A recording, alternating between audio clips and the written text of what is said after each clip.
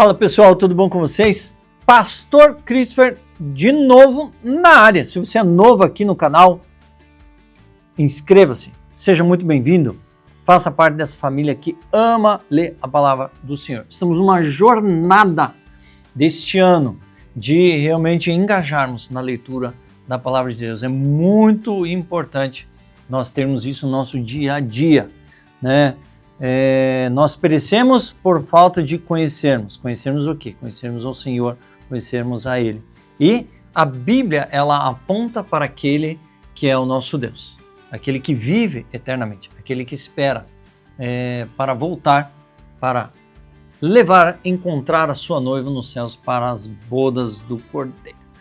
E para isso nós queremos nos fortalecer, né, na palavra de Deus. Foi citado até um exemplo aí esses dias, a gente perguntou, né? Acho que teve um perito em nota, dinheiro americano, né? E numa dessas viagens que ele ia de conferência e tal, um repórter perguntou para ele assim, mas assim, você deve buscar conhecer muito os métodos de falsificação das notas americanas, para que você saiba qual é a verdadeira. Ele falou, não, eu conheço muito bem a nota verdadeira, porque passar disso é falso. Quando nós conhecemos bem a palavra de Deus, tudo que for fora dela é falso. Por isso que a palavra de Deus é muito importante. Muitas vezes a gente fica naquela, eu preciso conhecer várias coisas. E não é bem assim. Por isso eu digo, vamos para a nossa caminhada da palavra de Deus do dia 135.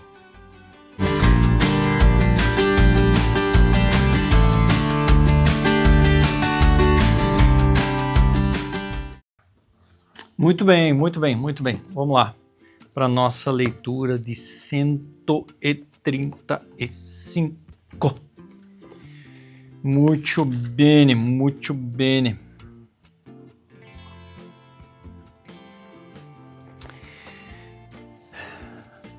Vamos lá. 1 Samuel 17, 1 a 18, 5. Os filisteus reuniram as suas tropas para a guerra de Sucó, que fica em Judá. Eles acamparam entre Sucó e Azeca, em Éfes-Damim. Saul e os homens de Israel se reuniram ao acamparam no vale de Elá e ali ordenaram a batalha contra os filisteus. Os filisteus estavam num monte e os israelitas estavam no outro monte, ficando o vale no meio deles. Então, do arraial dos filisteus saiu um guerreiro chamado Golias. Ele era da cidade de Gate e tinha quase 3 metros de altura. Trazia na cabeça um capacete de bronze e vestia uma couraça de escamas de bronze, que pesava uns 60 quilos. Trazia caneleiras de bronze nas pernas e um dardo de bronze sobre os ombros. A haste de sua lança era como eixo de tecelão e a ponta de sua lança era de ferro e pesava mais de 7 quilos. E diante dele ia o escudeiro. Golias parou e gritou para as tropas de Israel.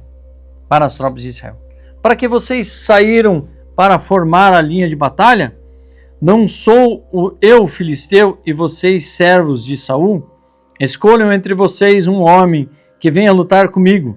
Se ele puder lutar comigo e me matar, seremos servos de vocês.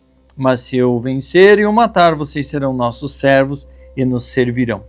E o filisteu continuou: hoje eu desafio as tropas de Israel. Deem-me um homem para que lute comigo. Quando Saul e todo Israel ouviram essas palavras do filisteu, ficaram assustados e com muito medo. Davi era filho daquele Efrateu de Belém, de Judá, cujo nome era Jessé, e que tinha 8 filhos. Nos dias de Saul, Jessé já era bastante idoso entre os homens. Os 3 filhos mais velhos de Jessé tinham ido com Saul para a guerra. Esses 3 que tinham ido para a guerra se chamavam Eliabe, que era o primogênito, Abinadab, que era o segundo, e Samá, que era o terceiro. Davi era o mais moço, só os 3 mais velhos seguiram Saul. Davi, porém, ia a Saul e voltava para apacentar as ovelhas de seu pai em Belém. O filisteu vinha de manhã e de tarde, apresentando-se durante 40 dias. Jessé disse a Davi, seu filho: peço que você leve para os seus irmãos uma medida desse trigo tostado e esses 10 pães. Corra e leve isso para os seus irmãos no acampamento. Porém, esses 10 queijos, leve-os para o comandante de 1000. Veja como os seus irmãos estão passando e tragam uma prova de que estão bem. Saul, eles e todos os homens de Israel estão no vale de Elá, lutando contra os filisteus. No dia seguinte, Davi se levantou de madrugada, deixou as ovelhas com um guarda, carregou o que havia sido preparado e partiu como Jessé lhe havia ordenado. Chegou ao acampamento quando as tropas estavam saindo para colocar-se em ordem de combate, e aos gritos chamava para a batalha. Os israelitas e filisteus se puseram em ordem, fileira contra fileira. Davi deixou o que havia trazido aos cuidados dos guardas de bagagem e correu para a batalha. Quando chegou lá, perguntou aos seus irmãos se estavam bem. Então Davi ainda falava com eles, eis que vinha subindo do exército dos filisteus o guerreiro, cujo nome era Golias, o filisteu de Gate. Ele falou as mesmas coisas que havia falado anteriormente. E Davi escutou. Todos os israelitas, vendo aquele homem, fugiu dele com muito medo e diziam uns aos outros: vocês viram aquele homem? Ele veio para afrontar Israel. O rei dará muitas riquezas para quem matar aquele homem. Também lhe dará a filha em casamento. E a casa de seu pai isentará de impostos em Israel. Então Davi perguntou aos homens o que estavam perto dali: o que será dado ao homem que matar esse filisteu e livrar Israel de tal afronta? Quem é esse filisteu incircunciso para afrontar o exército do Deus vivo? E o povo repetiu as mesmas palavras, dizendo: é isso que será dado ao homem que o matar. Eliabe, o irmão mais velho, ouviu Davi falando com aqueles homens. Ele ficou irado com Davi e disse: por que você veio para cá? E com que você deixou aquelas poucas ovelhas no deserto? Sei que você é presunçoso e mau. Você veio aqui só para ver a batalha. Davi respondeu: o que foi que eu fiz agora? Apenas fiz uma pergunta. Então Davi se desviou dela na direção do outro e fez a mesma pergunta. O que o povo lhe deu a mesma resposta de antes. Alguns homens que tinham ouvido as palavras de Davi foram anunciá-las a Saul, que mandou chamar Davi. Davi disse a Saul: que ninguém desanime por causa dele. Esse seu servo irá e lutará contra esse filisteu.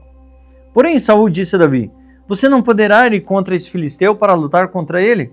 Você ainda é jovem e ele é guerreiro desde sua mocidade. Davi respondeu: este servo apacentava as ovelhas do pai. Quando vinha um leão ou um urso, levava um cordeiro do rebanho. Eu saía atrás dele, batia nele, livrava o cordeiro de sua boca. Se ele se levantava contra mim, eu o agarrava pela barba e o golpeava até matá-lo. Esse seu servo matou tanto o leão como o urso. Esse filisteu incircunciso será como um deles, porque afrontou os exércitos do Deus vivo. E Davi continuou: o Senhor me livrou das garras do leão e das garras do urso. Ele me livrará das mãos desse filisteu. Então Saul disse a Davi: vá e que o Senhor esteja com você. Saul vestiu Davi com sua própria armadura, pôs um capacete de bronze na cabeça dele e vestiu com uma couraça. Davi cingiu a espada sobre a armadura e tentou andar, pois jamais a havia usado. Então Davi disse a Saul: não posso andar com isso porque nunca a usei. E Davi tirou aquilo de sobre si. Pegou o seu cajado na mão, escolheu 5 pedras lisas do ribeiro e as pôs no alforje de pastor que trazia consigo. E com a sua funda na mão foi na direção do filisteu. O filisteu também vinha caminhando, se aproximando de Davi, tendo à frente dele o seu escudeiro. O filisteu olhou e, vendo Davi, o desprezou, porque era apenas um moço ruivo de boa aparência. O filisteu disse a Davi: será que eu sou um cachorro para que você venha contra mim com um pedaço de pau? E pelos seus deuses, o filisteu amaldiçoou Davi e disse mais a Davi: vem aqui e eu darei a sua carne às aves dos céus e aos animais do campo. Davi, porém, disse ao filisteu: você vem contra mim com espada, com lança ou com escudo. Eu, porém, vou contra você em nome do Senhor dos Exércitos, o Deus dos exércitos de Israel, a quem você afrontou. Hoje mesmo o Senhor entregará você nas minhas mãos. Eu o matarei, cortarei a sua cabeça e hoje mesmo darei os cadáveres do arraial dos filisteus, às aves dos céus e às feras da terra. E toda a terra saberá que há Deus em Israel. Toda essa multidão saberá que o Senhor salva, não com espada, nem com lança, porque o Senhor é a guerra, e Ele entregará todos vocês nas nossas mãos. E aconteceu que quando o filisteu se levantou e começou a se aproximar de Davi, esse se aproximou e, deixando as suas fileiras, correu de encontro ao filisteu. Davi meteu a mão no alforje, tirou dali uma pedra e com a sua funda a atirou contra o filisteu, atingindo-o na testa. A pedra se encravou na testa e ele caiu com o rosto no chão. Assim Davi derrotou o filisteu com uma funda e com uma pedra. Ele o derrubou e o matou. Não havia nenhuma espada na mão de Davi, por isso Davi correu e, lançando-se sobre o filisteu, pegou a espada dele, tirou-a da bainha e a matou, cortando com ela a cabeça dele. Quando os filisteus viram que seu herói estava morto, fugiram. Então os homens de Israel e Judá se levantaram, deram um grito e perseguiram os filisteus até Gate e até os portões de Ecrom. E os filisteus caíram feridos no caminho, de Saraim até Gate e até Ecrom. Então os filhos de Israel voltaram da perseguição aos filisteus e saquearam os acampamentos deles. Davi pegou a cabeça do filisteu e o levou para Jerusalém, porém as armas dele Davi colocou em sua própria tenda. Quando Saul viu Davi ainda para encontrar-se com os filisteus, perguntou a Abner, o comandante do exército: Abner, aquele jovem é filho de quem? Abner respondeu: juro pela sua vida, ó rei, que não sei. O rei disse: então pergunte de quem esse jovem é filho. Então Davi voltou, depois de matar o filisteu. Abner o tomou e o levou à presença de Saul. Davi ainda trazia na mão a cabeça do filisteu. Então Saul lhe perguntou: meu jovem, de quem você é filho? Davi respondeu: sou filho do seu servo Jessé, o belemita. Depois de Davi ter falado com Saul, a alma de Jonatas se ligou com a de Davi numa profunda amizade, e Jonatas o amou como a sua própria alma.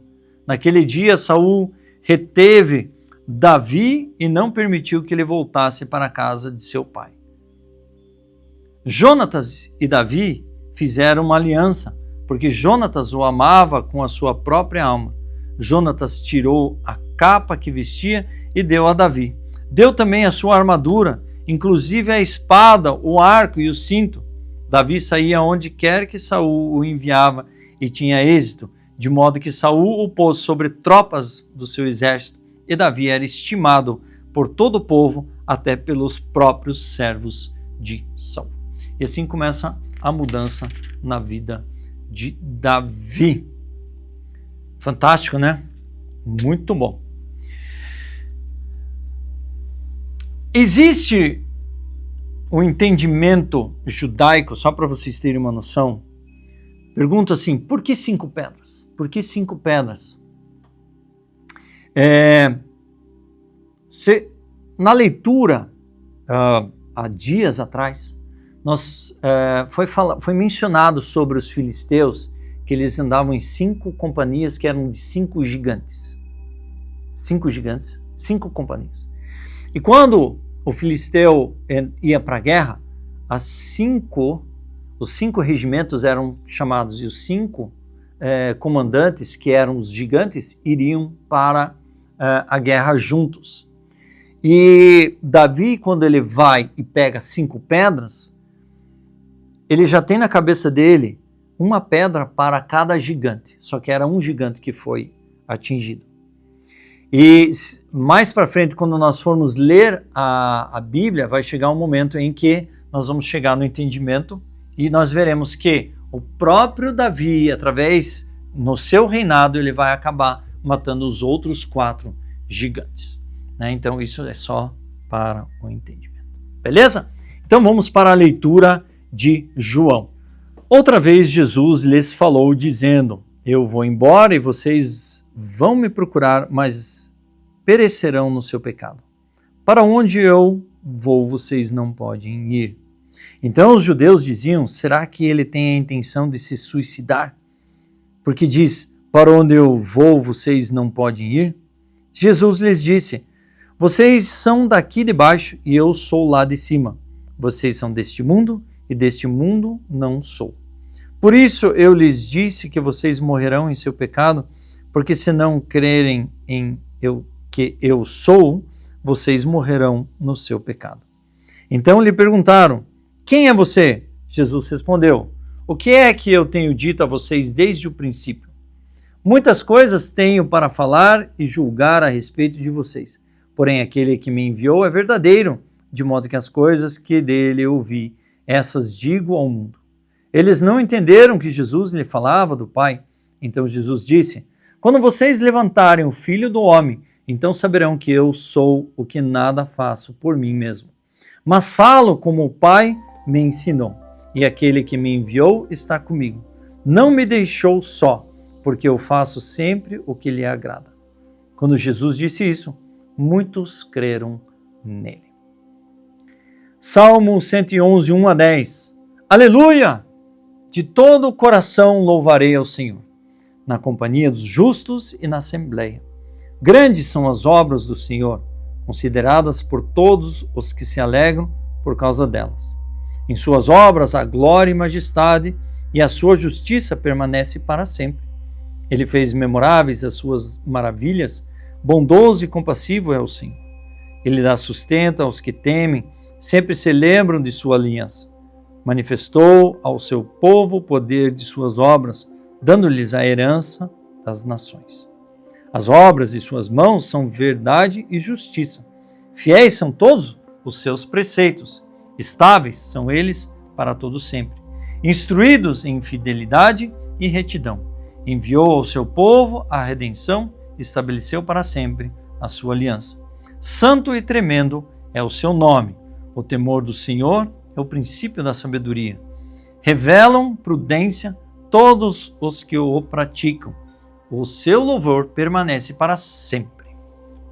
E Provérbios 15, 11. O mundo dos mortos e o abismo estão expostos diante do Senhor, quanto mais o coração dos filhos do homem.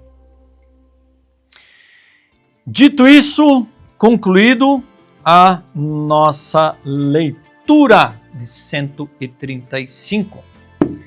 Que bom que você está aí nessa caminhada junto comigo, eu fico muito feliz. Aí, ó. Aqui. 365 dias nessa caminhada. É um propósito que vai nos levar a conhecer cada vez mais o Eterno, aquele que é soberano, né? A voz da sabedoria, aquilo que Deus espera de nós. Legal?